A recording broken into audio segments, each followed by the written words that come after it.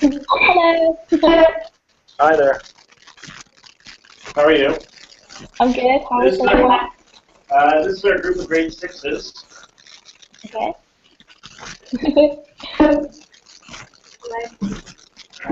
Just going to try to make some adjustments to the connection. Hi, Laura. Hi.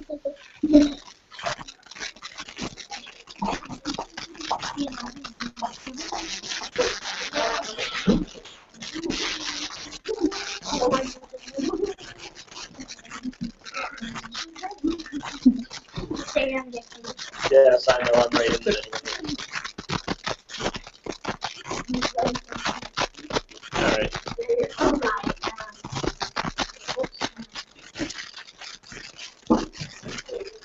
All right. So I think we're ready to go. Okay. See how these work.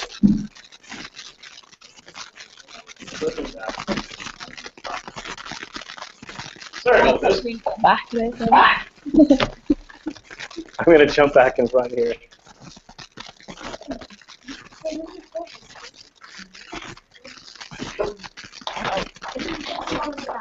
It could be because it's on the projector.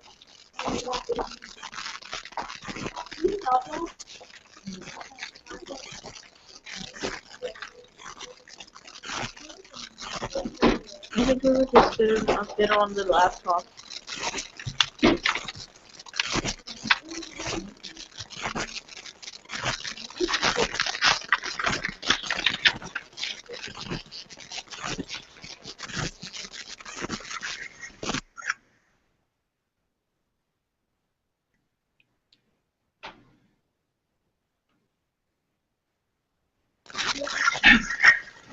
All right.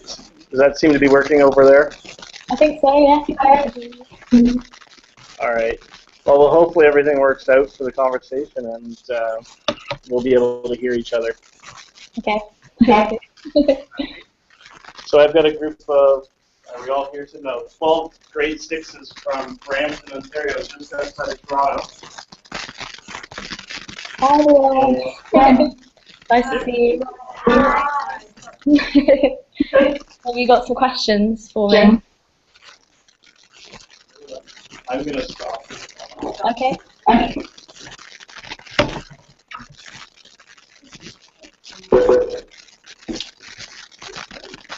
Hopefully this will help out our video situation here now.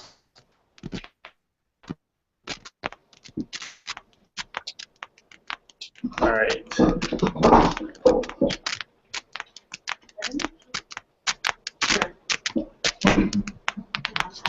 All right.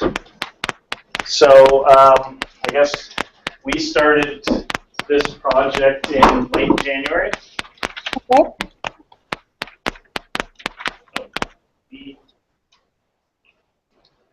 Sorry, bunch of technical difficulties. So now we have we don't have any sound from your end.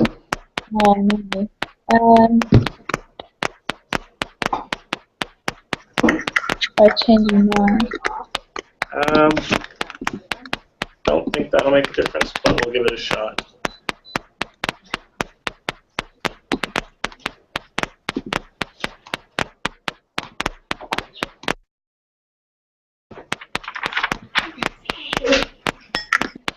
George,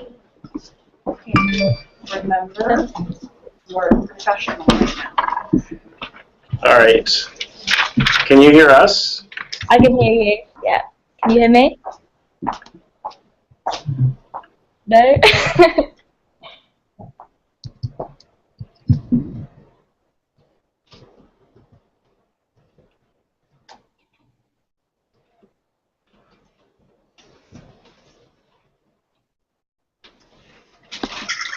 Okay.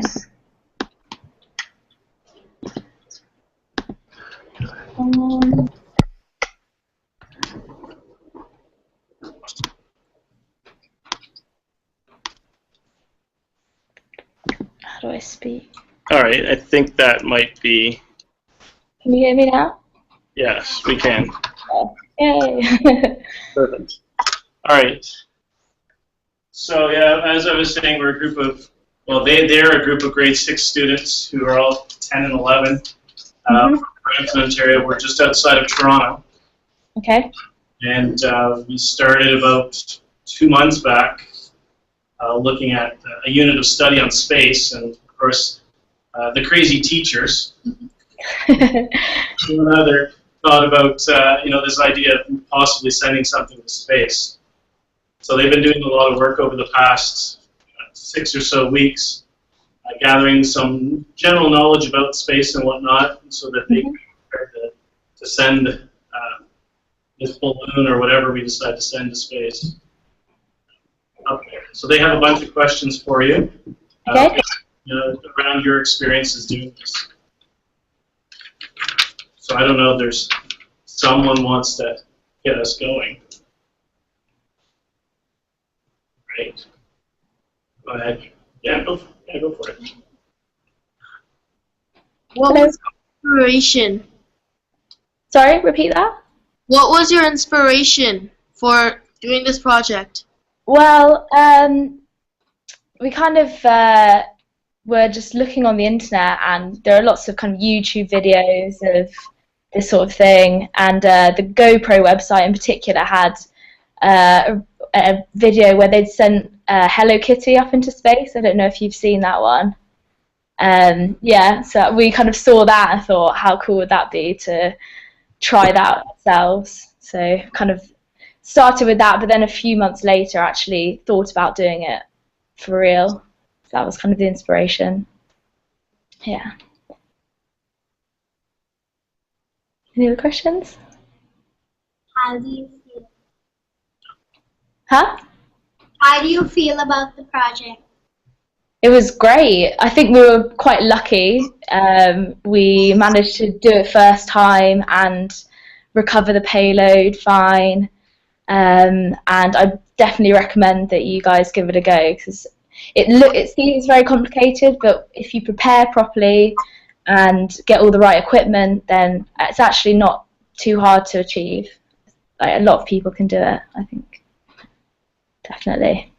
I actually sent over a document that I kind of prepared. Did you receive that, Phil? I did receive it, yes. So yeah, hopefully that's quite helpful as well. Do you think you know anything you could improve on your launch so that it can help us? Just could you come a little bit closer and repeat that? I can't quite hear you. Would you improve something on your weather balloon so it can help us? Yeah, so what problems did we have, sort of thing? Yeah? Well, one thing I thought of was we only had 4 people at the launch, so we kind of found it quite hard to control the balloon while we were blowing it up. So I definitely recommend more than 4 people, but it looks like you guys are okay on that front. Lots of people to help out. What else?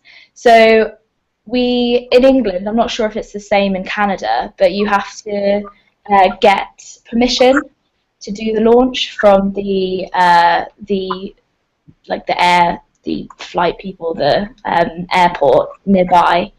And so we had a particular day that we had to do our launch on, and it was quite windy in the end on that day. So one thing maybe I would suggest is trying to get permission for more than one day, maybe like a few days, so you have a bit of a window there where you can do the flight on a different day if it's too windy on the day that you had planned to do it. Because the wind meant that we had to make our payload a bit lighter than we would have wanted to, because if it was any heavier, then our flight calculator said that our balloon was going to go into the sea. So we had to take a few things off, which meant that we couldn't use the flight computer. So definitely, yeah, getting a bit of a window on that was a good idea.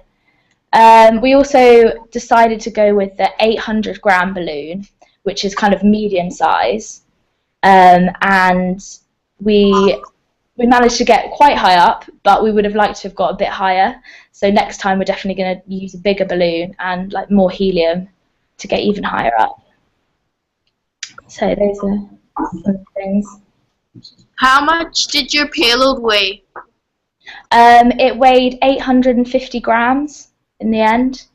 What was, Um, what was your payload container made of? we made it out, well, we bought a box, which is one of the links that's on the document that I sent over earlier today, and it was made of polystyrene, and it was from a website, and it was actually called a space box. So it was very well insulated, so everything inside it stayed nice and warm. So yeah, polystyrene definitely is the way to go, and not too big. Why did you launch in March? Well, the person that I did the launch with, it was his birthday in January, and I thought it would be quite a cool present to get him some of the equipment for the balloon launch. So then we just had some of the equipment, we were really excited, and we basically tried to do it as soon as possible, and that was kind of the time that we could get the permission for. So in hindsight, maybe doing it in summer would have been a better idea because it's less windy. So maybe plan it for kind of later springtime, summer, if I were you. What parachute did you use? Sorry? What parachute did you use? We used a parachute. There's a company that made it. They're called Aether Industries, and it's the kind of, I don't know if you've looked at them at all, but it's like a orange and white stripy parachute, and it was particularly designed for weather balloons, and like had specifically engineered for that use. So it was really good, very useful. But if you go on any website that sells equipment for weather balloons, they have kind of a variety of different size parachutes. So it kind of depends on the weight of your payload, I think. How long did it take the weather balloon to burst? It took 67 minutes, so an hour and 7 minutes to reach its bursting point, which is actually a bit sooner than it should have burst, because we put a bit of extra helium there to make sure that our balloon didn't blow into the sea again. So the more helium you put in the balloon, the quicker it will rise, which means that it has less of a chance to blow too far away and into the sea. So yeah, if we'd used less helium as well, it would have gone higher, but we didn't want to have to get a boat and go into the sea to get the payload. What GPS tracker did you use? Well, originally I bought a kind of a GPS tracker that used just a mobile phone SIM card, but then I've heard that those kind of trackers they have the potential to sort of freeze up when they go too high up, and then you can't get a mobile phone signal again. So instead, as well as using that one, we also rented a spot tracker. It's a particular company called Spot, and you can, in the UK, you could rent those. I'm pretty sure you probably can in Canada. You rent them from someone that owns them, and they use satellites to pinpoint the GPS location, and that doesn't lose range. It's very reliable, so I'd very much encourage you to rent one of those, because they're quite expensive to buy, but to rent they're reasonably priced, I'd say. Do some of those.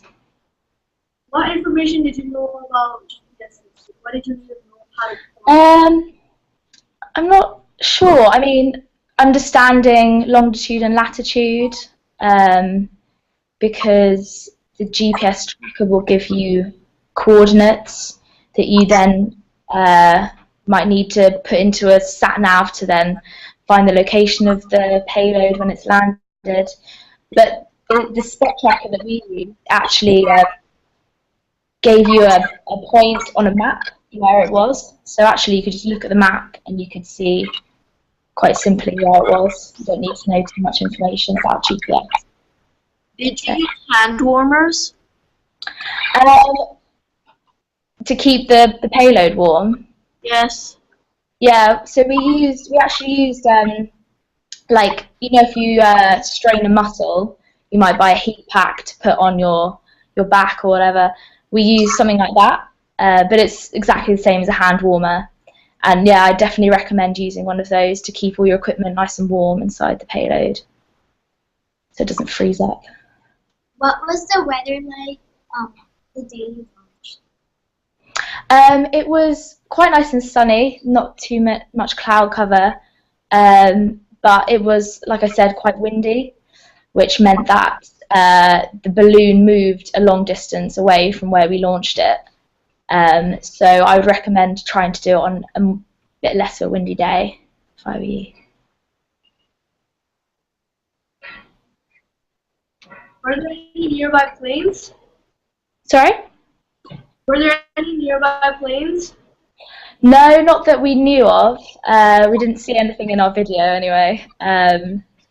You kind of get permission from the civil aviation authorities in the UK, and they kind of let everyone know. They tell all the pilots that there's going to be a balloon set off in that location, and they kind of just are aware of it happening.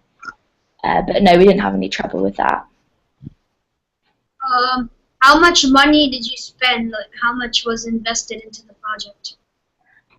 Well, we already had the action camera, so if I didn't include that, it was about £250, which I think is about $500.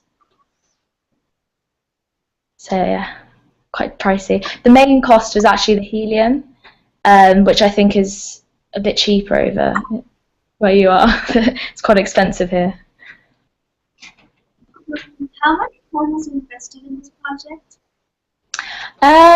That's hard to say. I think the most time was spent, like you are now, kind of researching what you need to buy and what you need to know, and so I don't know. Maybe a few days, some together, but over a long period of time. So it took us maybe 6 weeks off and on planning what we were going to do. What sources do you recommend for books or websites? I've actually sent a list of kind of useful links over to a teacher, and they kind of include some other blogs that people have written on ballooning. I'll just look at it here now. There's a really good guide to which balloon you should choose, so how heavy your payload is, so you can decide which balloon size to buy and how much helium to get. I've sent you a useful link on how to tie up the balloon. So once you've filled it with helium, how should you then tie it to the payload and the parachute? There's quite a useful document there on that. And then I've also sent over a few tips as well for things that we kind of noticed and tried in our flight. What material did you use to attach your parachute? So the parachute came with some kind of cables attached to it, and then we bought some more kind of rope string type material. Like, when you put up a tent and you use the guy ropes to pin it down at the sides. It was kind of like that type of material, so kind of light rope. And we used a fluorescent green colour just so it was kind of stood out a bit more, so we could find it easier. How was your payload designed? Well, looking at most of the balloon launches on YouTube videos and on the websites, they tend to kind of put 4 strings, one through each corner of the payload to then go up to the parachute. But we decided to do just 1 string from the bottom all the way through the top, and we thought this might give it a bit more stability. I don't think it really matters which way you try, but by putting the string all the way through to the bottom of the payload means that you haven't got the risk of the lid kind of coming off halfway through the flight. I've sent a picture through actually on that document as well, so you can see a bit clearer how we designed that part of it. And then we just sort of stuck the lid on with some duct tape, which is a good tool to have as well. Where did your payload land? Well, we launched it from kind of the Midlands in the UK over towards the west, and it moved 100 miles to the east and landed in somewhere called Suffolk, which is kind of northeast of London. Again, I've included in this document a map showing the track that our plane took, so you can see exactly where it landed in that picture. I have one question. Did you use any software or websites ahead of time to predict where it might land?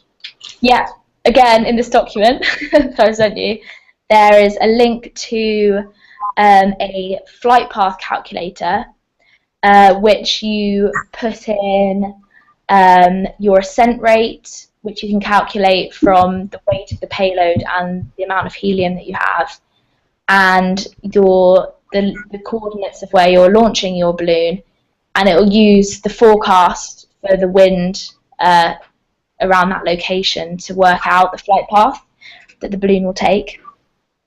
It's very useful, and it's actually very accurate. We found that even like 2 days before, it was predicting the flight path very, very accurately. So I definitely recommend using that.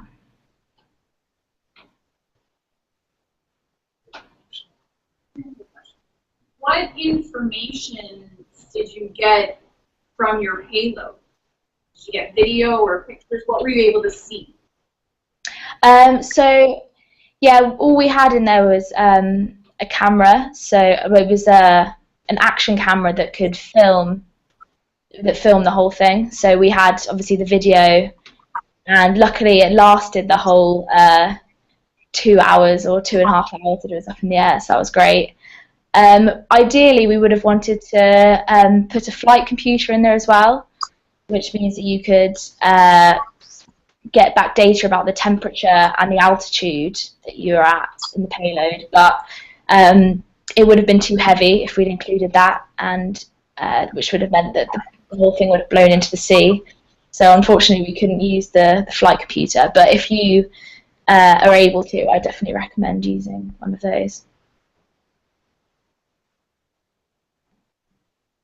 Are you guys all planning to film it or take some data with your weather balloon? What do you think? Cameras, video cameras, maybe a flight computer of some sort. Nice. If you send something to space again, what would you do different? Sorry, say that again? If you send something to space, what would you do different? If I did it again, I would definitely get a bigger balloon, because then it would go higher up into space, and you could see the curvature of the Earth in our video, which is really cool. And the sky was starting to get black, but it wasn't as high as I've seen in other videos. So next time we really want to get as high as all those other videos. How did you track how high? We didn't actually track how high it went. We kind of worked it out. Looking back at the video, we could see how long it took to pop, and then we knew approximately how fast it was ascending, so then we could calculate how high it went from that. We didn't actually know specifically. Again, if we'd had the flight computer in there, then we could have known exactly how high it went. So next time, also, we'd like to include the flight computer.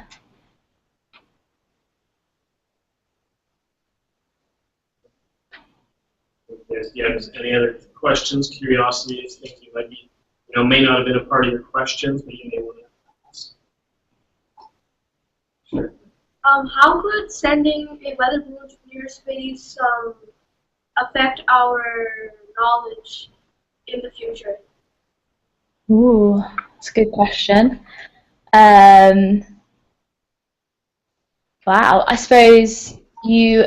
So the Met Office in the UK and all around the world, they send up weather balloons into space, like many of them every month, and they use it to collect data about the temperature and the moisture and the wind up in the higher atmosphere, and then they can use that to validate weather models.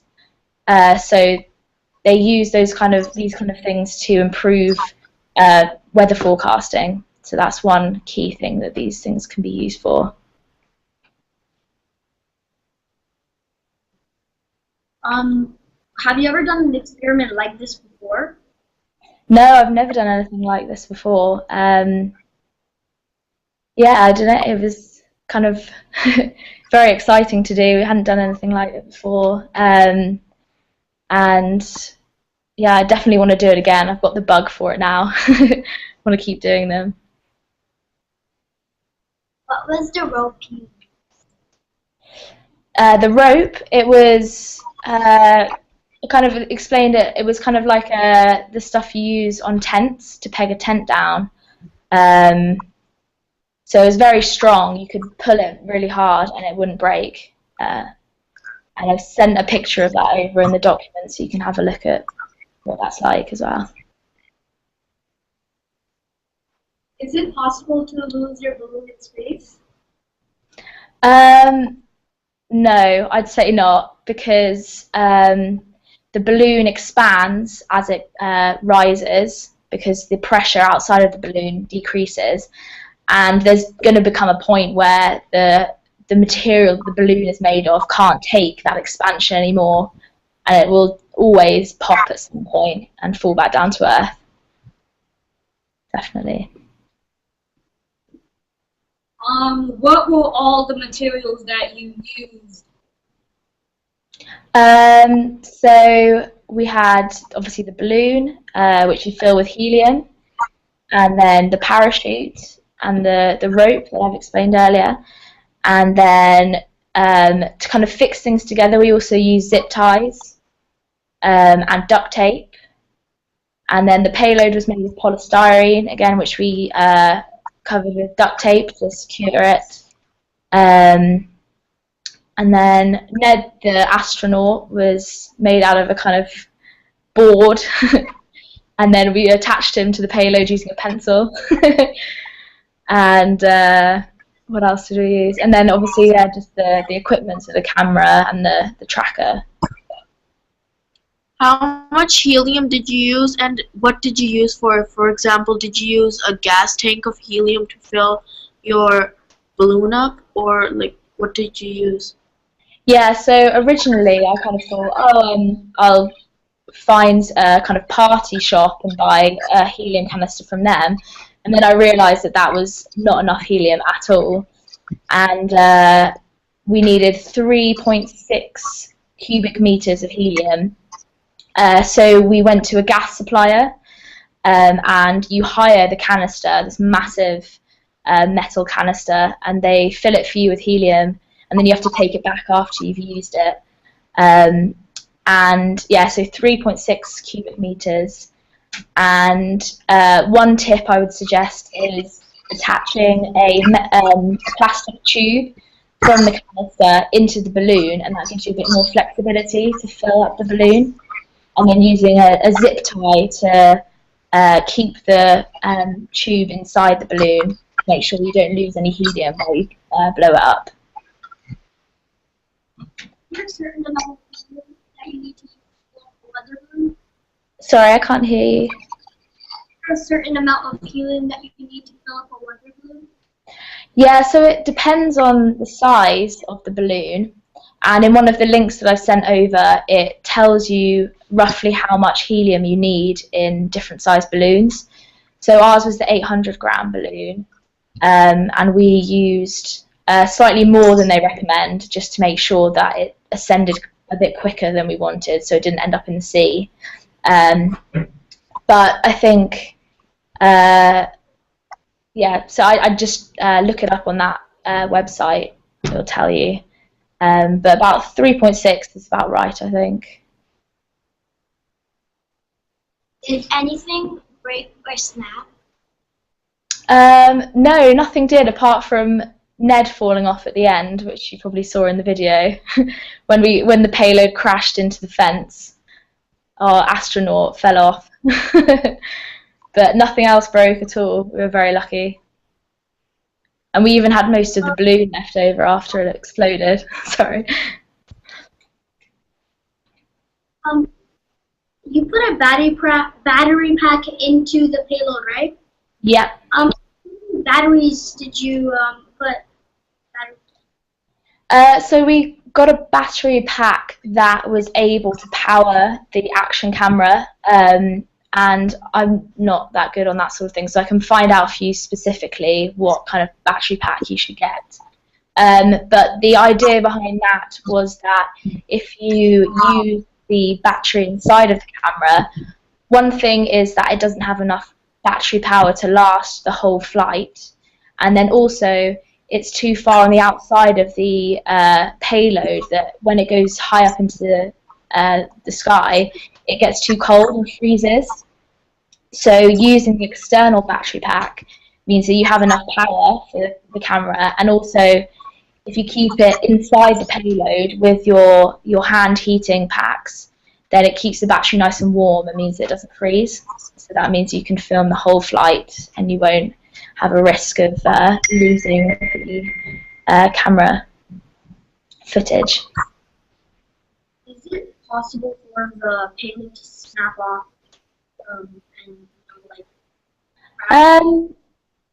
I don't know. I think that if you use the right materials and you make sure that the ropes that you're tying the payload on go all the way through to the bottom, then I don't think that there would be a risk that happened.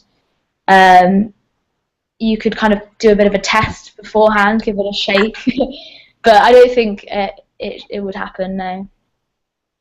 What did you include in your payload? You said that you removed some when you thought that it was heavy, so what did you include in it? Sorry about beeping.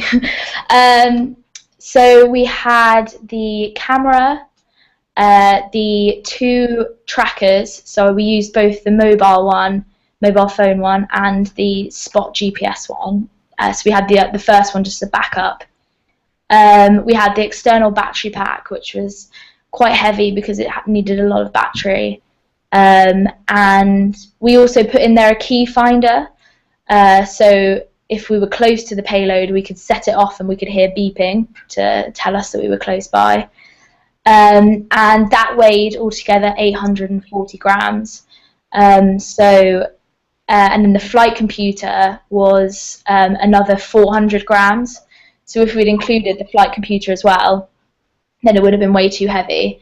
So we would have needed a bigger balloon and more helium. But if you plan that in advance, then you might well be able to keep the flight computer on board as well. Is there any other gas other than helium to send the weather balloon up and get a better result? I've put a few helpful tips on that document, but let me have a look.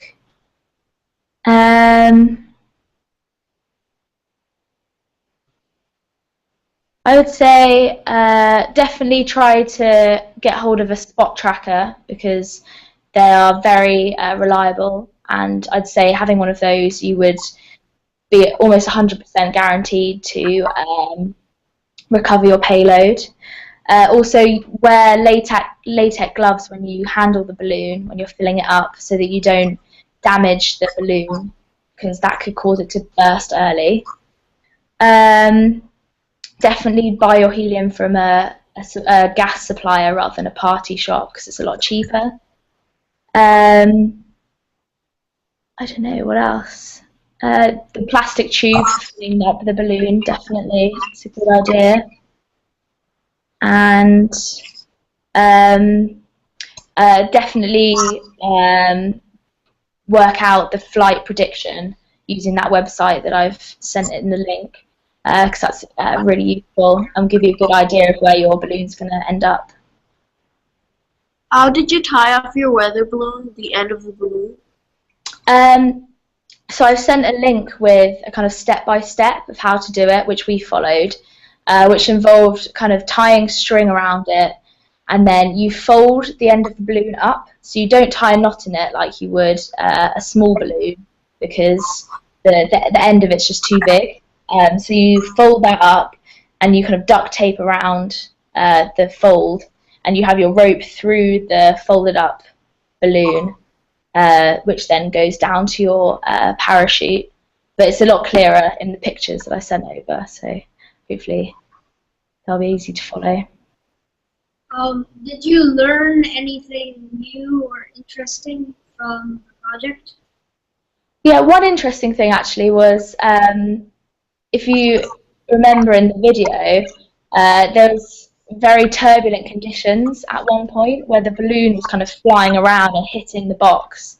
And I found that very interesting because we weren't expecting that to happen, because as you get higher and higher, you'd expect, you know, that the atmosphere is thinning, so you'd expect it to be a bit more calm. So that was quite interesting. And it would be interesting to kind of look into why that happened a bit more, I think. Did you research about certain objects to use in the project? Yeah, it's important, I think, to research everything that you use in the project. So definitely research what's the best way to track the balloon, what's the best balloon size for your project, where best can you source the helium from. So yeah, I definitely say make sure you research everything carefully. Were you worried about birds colliding with your weather balloon? Were we worried about it? Were you worried about it? I don't think so. I think it rises quite slowly, so I think the birds would have a chance to see the balloon and avoid it. I don't think that that's too much of an issue. Again, we didn't see any birds on the video. How big was the balloon at its initial inflation? It was about 2 meters wide, so taller than me when I was stood up. It was very big. I could send over a picture that we've taken of it when it was ready for launch, show you how big it looked. Were you afraid of if your payload landed where it was someone's property, if that person did something to it? Were you afraid of that? Yeah, we were a bit worried about that, although you kind of trust that people are nice and genuine. But we did put a sign on the side of the box saying that the payload was being tracked, and that like we were going to come and pick it up. And we also put an email address on the side, so if someone did find it, they could email us. But yeah, we were very lucky. It landed in a field, so it was easy to recover, and no one had even found it. But yeah, I'd suggest putting a kind of a contact detail or a note on the side.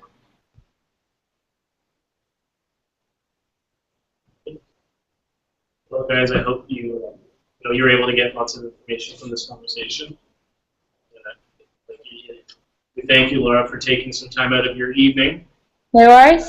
Feel free to email me if you have any other questions. Thank you. Thank you. Thank you. Thank you. Bye. Bye. Bye. Yo. Remember, it's still recording, you guys. Yay.